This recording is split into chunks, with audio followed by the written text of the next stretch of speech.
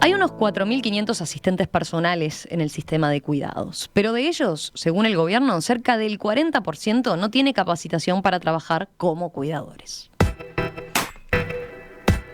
Por eso, la Dirección Nacional de Cuidados del MIDES lanzará a mediados de febrero 10 cursos con el objetivo de profesionalizar a estos asistentes. Se llevarán a cabo junto con el INEFOP, que es el Instituto Nacional de Empleo y Formación Profesional, y la UTU.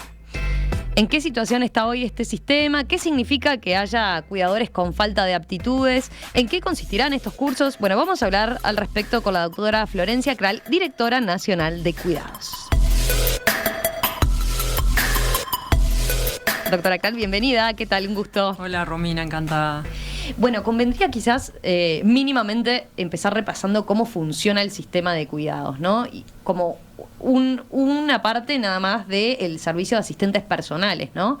Que es, recordemos, para personas en situación de dependencia severa, niños o adultos que precisan ayuda para sus necesidades básicas y que no puedan pagarlo por sí mismos un cuidador, ¿verdad? Sí, correcto, Romina. Pero esto es solo una parte, ¿no?, del sistema de cuidados. Sí, así es. El programa de asistentes personales es uno de los programas que tenemos en el sistema de cuidados.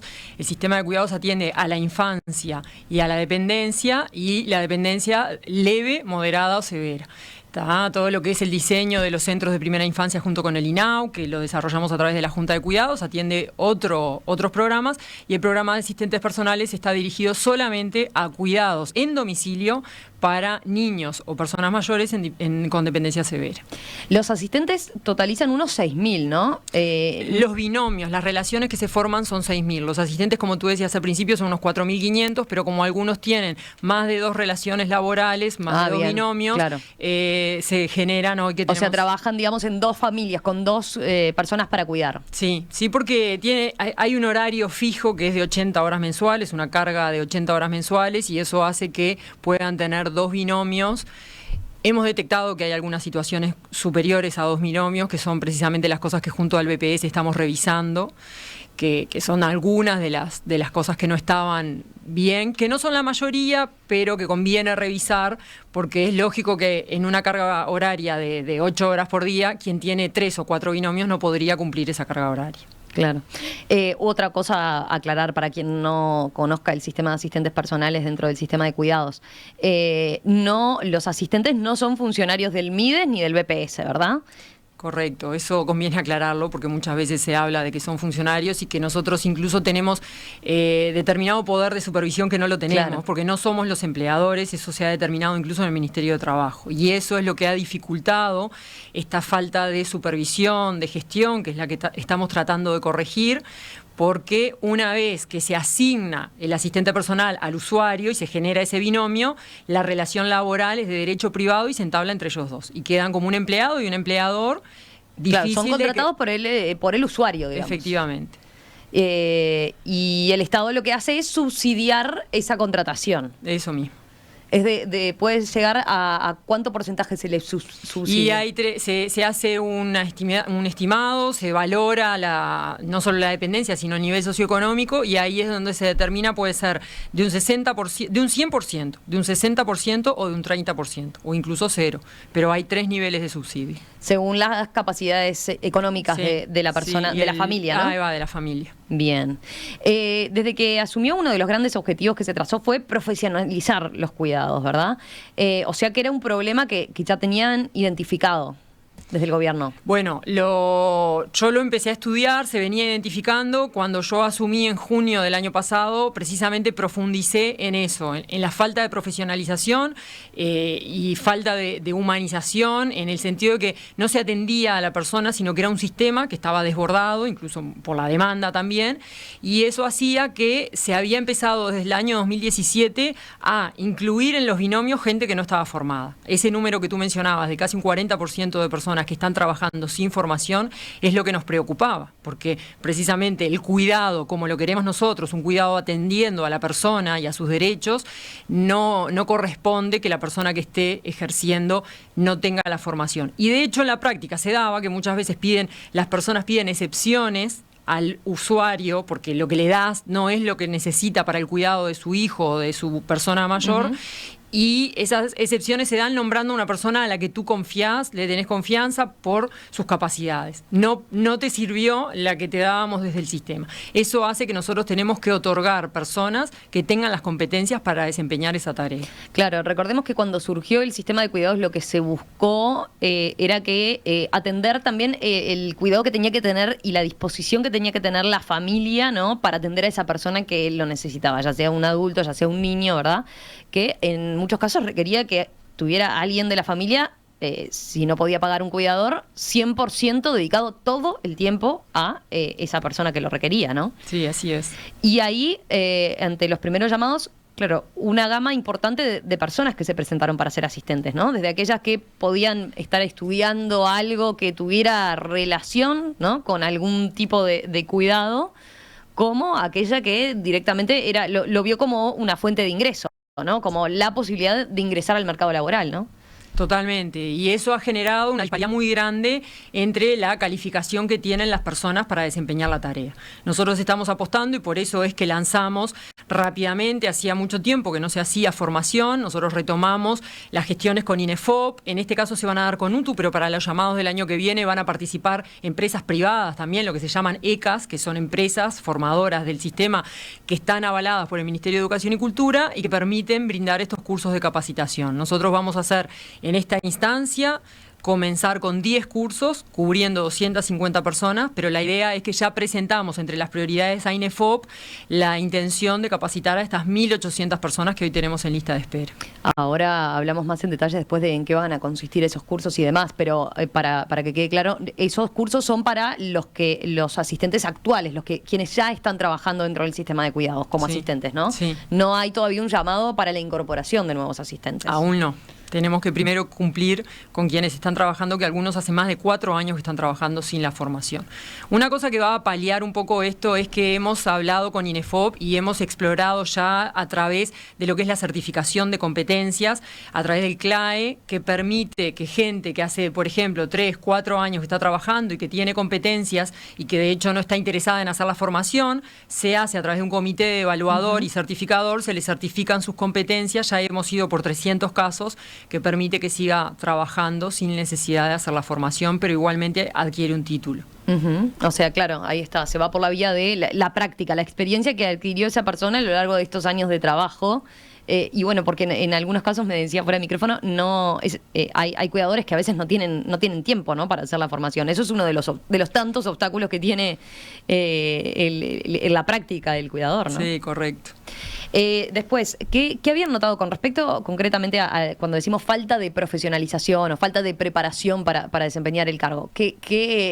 ¿Qué habían notado que se requería, digamos, y que son competencias después en el día a día desde los usuarios del sistema? Se notaba que ese asistente personal no estaba capacitado para desarrollar esa tarea específicamente. Bueno, una de las cosas que se ve en la práctica es que el curso está enfocado principalmente a la formación de cuidado de personas mayores, que es lo que te plantean tanto los usuarios como los asistentes personales que hemos conocido en este camino, y ves la currícula y efectivamente está así, y las prácticas se realizan en centros, establecimientos de personas mayores.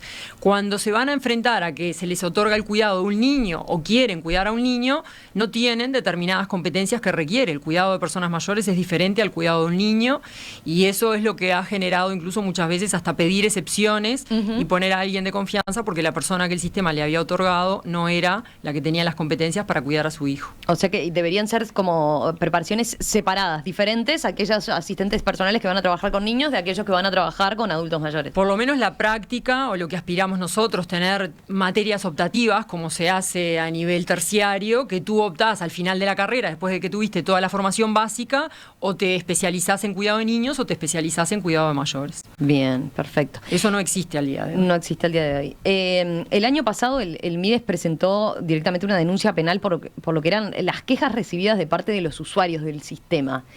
¿Qué habían detectado allí? ¿Cuáles eran la mayoría de las quejas, por dónde pasaban? Ahí planteaba lo de las excepciones, ¿no?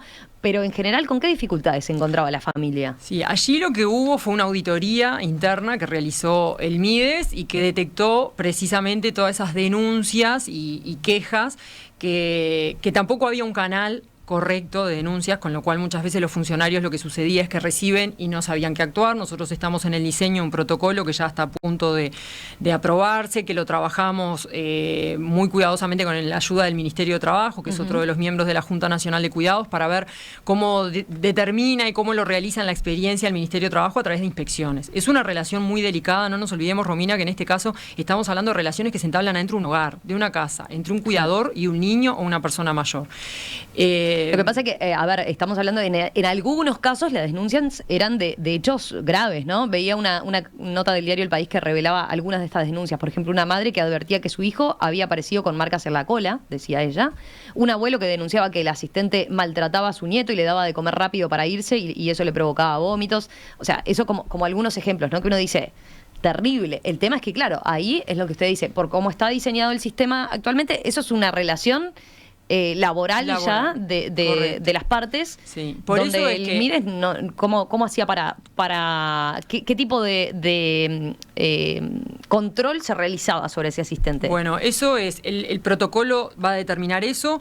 Las denuncias puntualmente hoy están en vía judicial, en un estudio abogados externos. Nosotros no participamos activamente de lo que se presentó. Una vez que se presentó la denuncia, sigue sus carriles. Sí. Es bueno destacar que las denuncias eran de ambos lados. También hubo asistentes personales que se quejaron y que denunciaron malos tratos o violencia en el lugar donde trabajaba. Es bueno destacarlo porque las denuncias no eran solo de usuarios, sino también de asistentes personales. Para ello es que se está trabajando en la elaboración de un protocolo.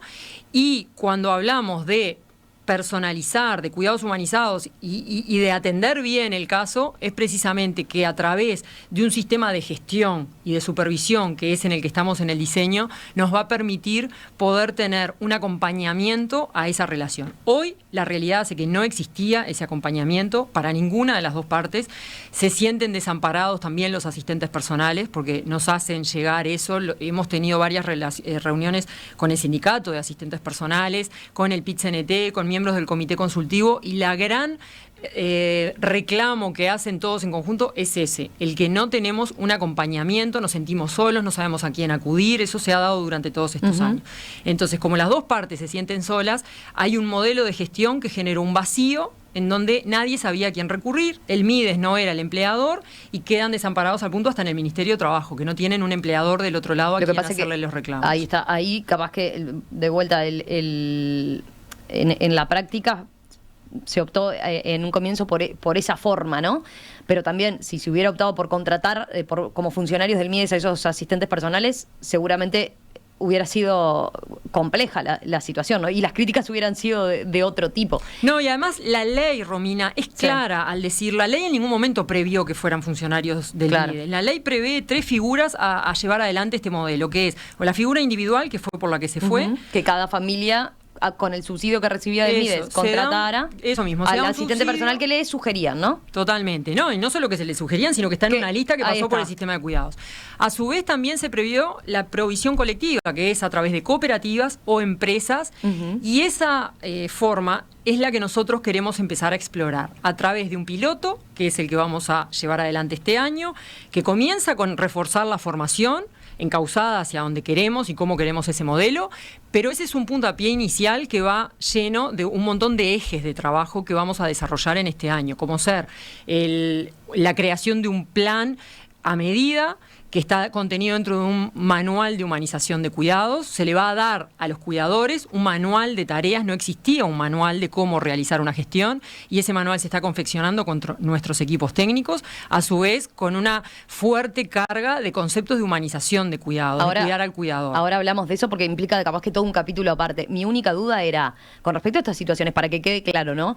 Estas situaciones de denuncias que hablamos de un lado y del otro, ¿eran situaciones puntuales o eran un problema más bien generalizado del sistema que encontraron? No, eran denuncias puntuales, no, tampoco es la mayoría, aclaremos, ¿no? Son denuncias puntuales que están identificadas, que están en manos de la justicia y que lo que no era generalizado, pero sí detectó, y la auditoría lo instruyó también, una falta de protocolización, que un funcionario del lugar del país donde esté, porque a veces es eso importante, muchas de las denuncias vienen del interior y caen en una oficina del MIDES que no sabía cómo proceder. Hoy le tenemos que dar a nuestros equipos equipos, un manual de cómo proceder. Por eso hicimos un protocolo, porque le tenemos que dar a una oficina y al funcionario de una ventanilla que recibe una denuncia o que recibe una llamada de un papá, una mamá o un asistente personal que le plantea ese problema, darle herramientas de cómo actuar. Hoy no las tenían esas herramientas. Así que, volviendo al plan piloto que van a implementar para cambiar este sistema de contratación que estaba vigente, en principio se empezaría con ese plan piloto, algo acotado,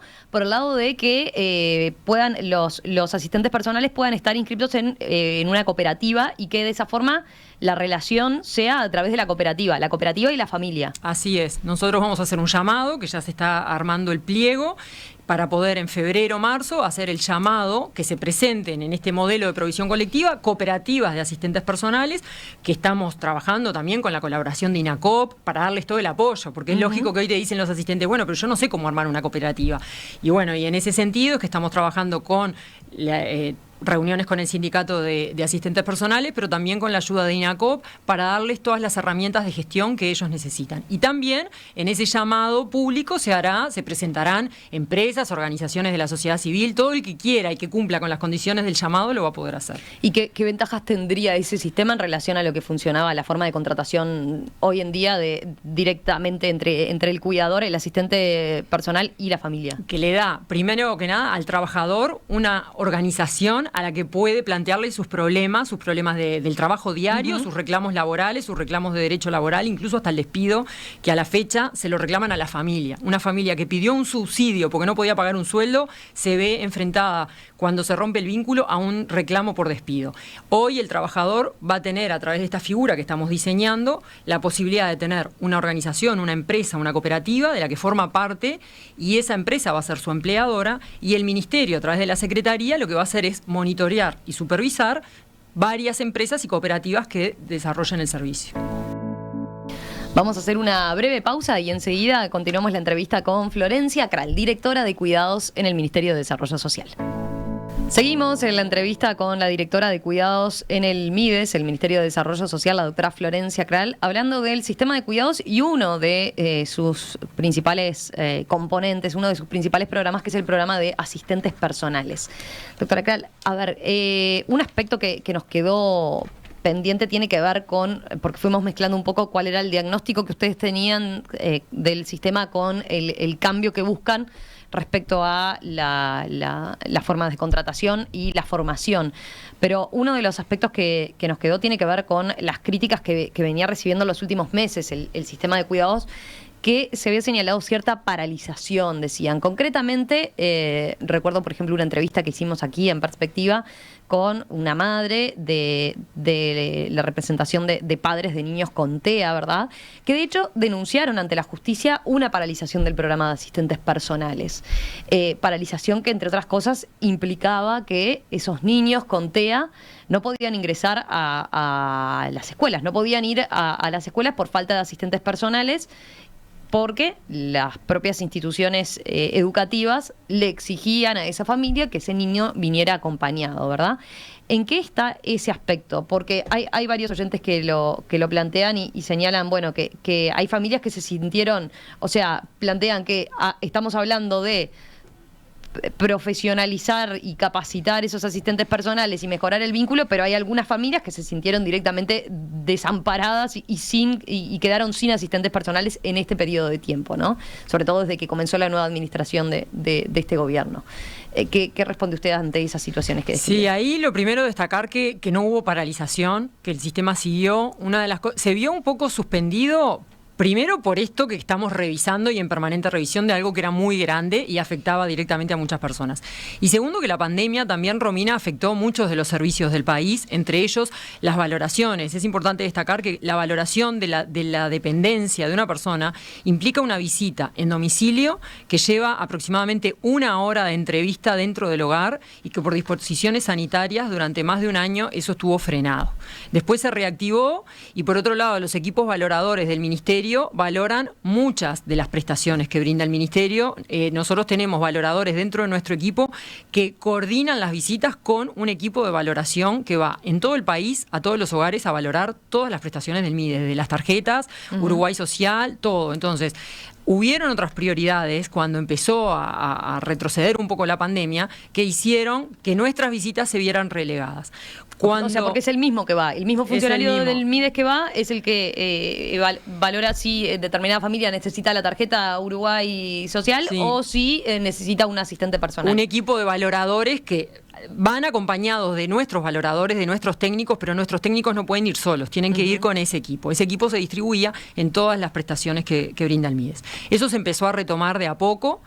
De hecho, lo que se le pidió en el proceso de amparo concretamente que se reclamó fueran esas valoraciones que no se estaban haciendo. Nosotros le explicamos a la sede lo que estábamos haciendo, la sede quedó conforme, por algo la sentencia. Sí, acá estoy viendo, ¿no? Esa solicitud ante la justicia que hacían, esa apelación que hacían ante las justicias estas familias, ¿no? Que se habían visto con esta dificultad, la jueza finalmente se pronunció sobre su petición y lo que señalaba es que la paralización parcial del programa de asistentes personales durante 2020 y 2021 coincidió con la pandemia de COVID-19 y agregó que las postulaciones de solicitud de servicios se siguieron recibiendo vía telefónica, pero lo que se ha visto resentido son las valoraciones que se hacen a domicilio por el equipo técnico respectivo, ¿no?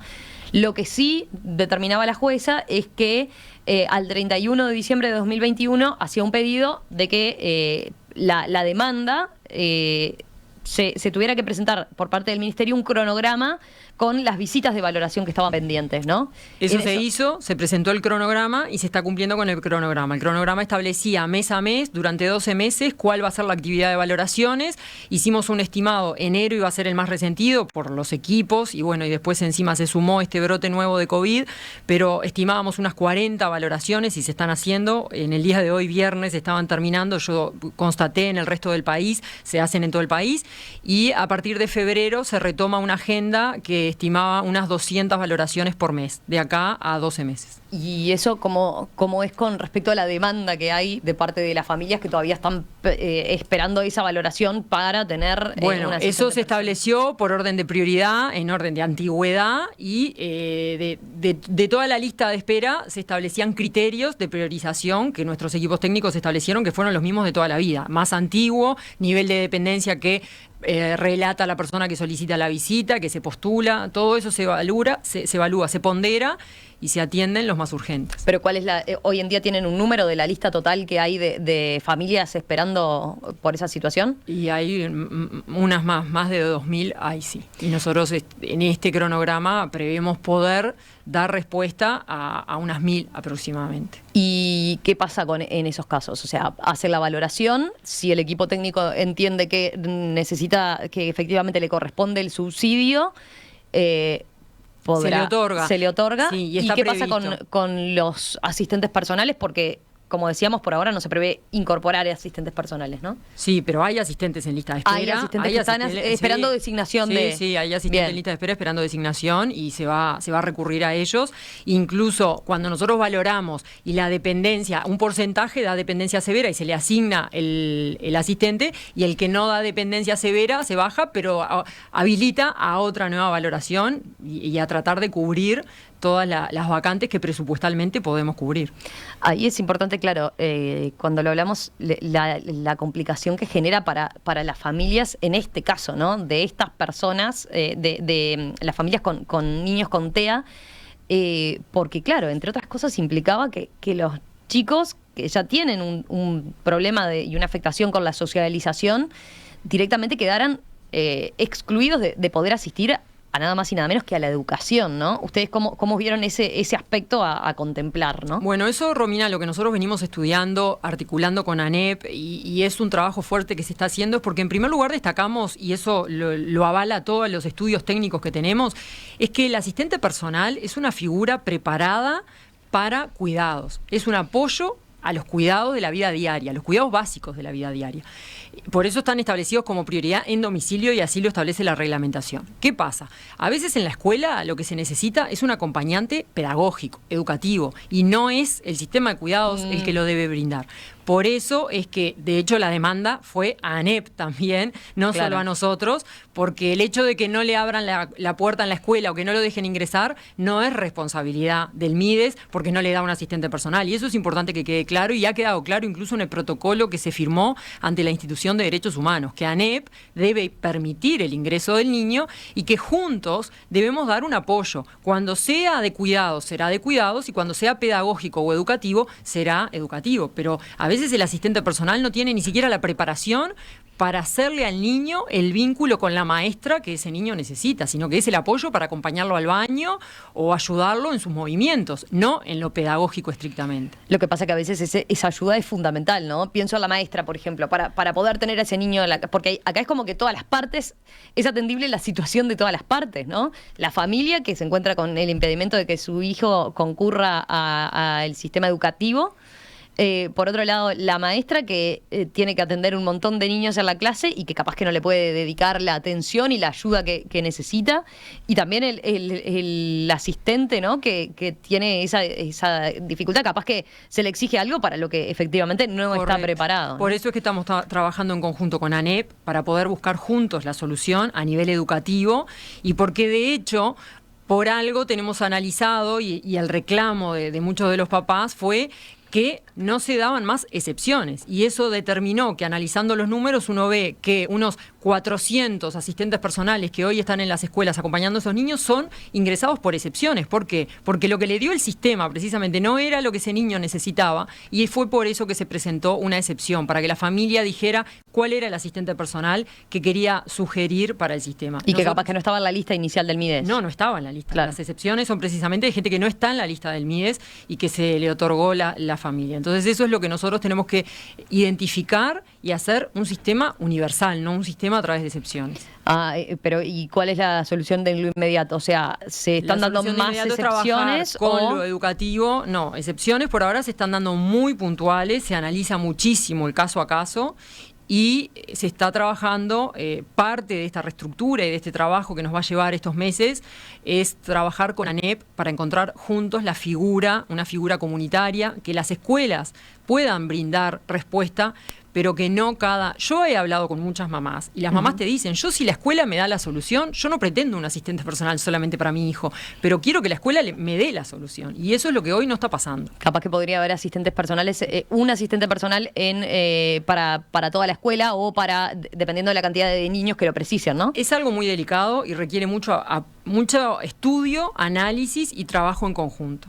Por algo es que el Sistema Nacional de Cuidados se diseñó en forma integral, porque los cuidados no atienden solo un solo organismo, sino que somos muchos organismos que integramos el sistema, que debemos dar respuestas conjuntas a la sociedad. Ahí lo que reclamaban los padres, me acuerdo, además era que, se fue por un sistema, y en la educación se ha buscado promover la inclusión educativa, y se ve como el modelo que se debería seguir, ¿no? Que ya no haya más las escuelas especiales. Lo que pasa es que en la práctica después eso resulta muy dificultoso, o no están dadas las herramientas suficientes, ¿no? Los apoyos, Romina, los apoyos en el mundo, los países que han ido al avance de la educación inclusiva, y en eso les invito a escuchar a la directora de discapacidad, que sabe muchísimo más que yo sobre el tema, van por el modelos que acompañen y apoyen desde del centro educativo. Son apoyos que brindan equipos multidisciplinarios dentro de los centros educativos. Esa es la verdadera educación inclusiva.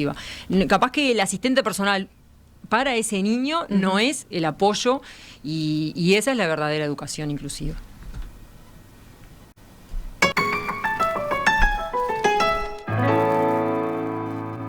Pasemos al limpio ahora para terminar. ¿Qué es lo que se viene? Decíamos, a mitad de mes entonces empiezan estos cursos de formación, que de todas formas tienen un cupo, ¿no? Hay 10 cursos con 25 cupos por departamento para los asistentes personales. Sí, correcto. Arrancan el 14 de febrero y ya están establecidos los lugares donde los vamos a dictar a través de locales de UTU.